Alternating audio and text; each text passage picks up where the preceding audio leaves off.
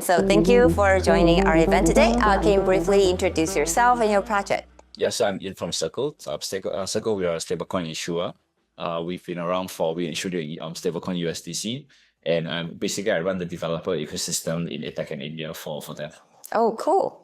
Right. So we're here at the deAI Summit of Pundi AI FX. So what do you think about the future of AI and blockchain together? Or separate is fine. Yeah, I think they are both bilateral in terms of benefits, right? I think there's going to be a lot more conversation in AI and blockchain.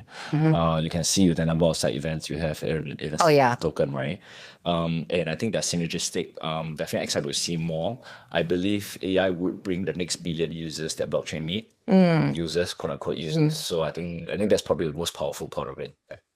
So do you think AI could be the key to mass adoption for blockchain? Yeah, I mean, blockchain has always talked about the next billion users, where that's from, right? But let's say, for example, an individual, when we actually own an agent or own an AI, we probably would just have one AI. We have multiple AIs to complete different parts of our lives, right? Some social, some games, some work, right?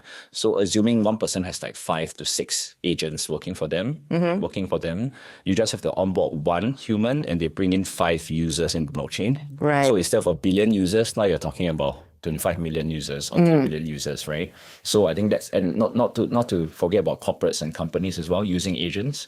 So it's a one-to-many approach. I think that's a little bit more feasible because now blockchain is looking at, we're talking about next billion, there are a lot of projects that are struggling to find their first 100 users, 10 users, right? So I think the AI angle will actually help to kind of decrease the difficulty of acquiring these new people.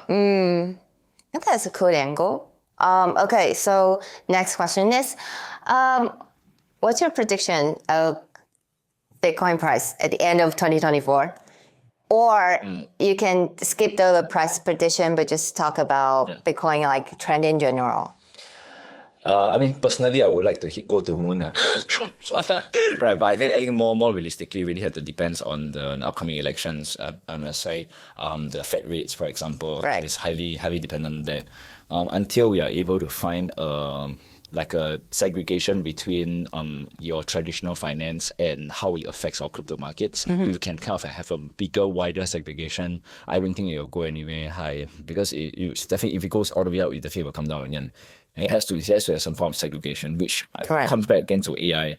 Yeah. If the agents are the users of the blockchain, then the value derived from the blockchain is not tied to us as humans, but tied to what value the agents are feeling. Right? So then that's one of the segregation gaps that we can see. So I think that's probably my main take on So you're actually very positive about the AI influence and I think it's a difference maker. I see. Okay, so next question is, so what do you think about PundiX and what we do right now, right here? I think what is fast. Like last time I was speaking to Beko in Consensus in Texas. That earlier this year. Yeah. And a few months ago. So it was all about payments and that part of the business, right? Right. Then today it's like, hey, do you want to join a panel for AI? I was like,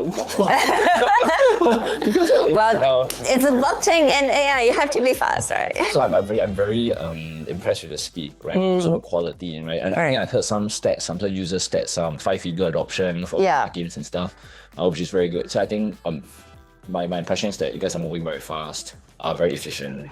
Yes. Great. Thank you so much. Thank you.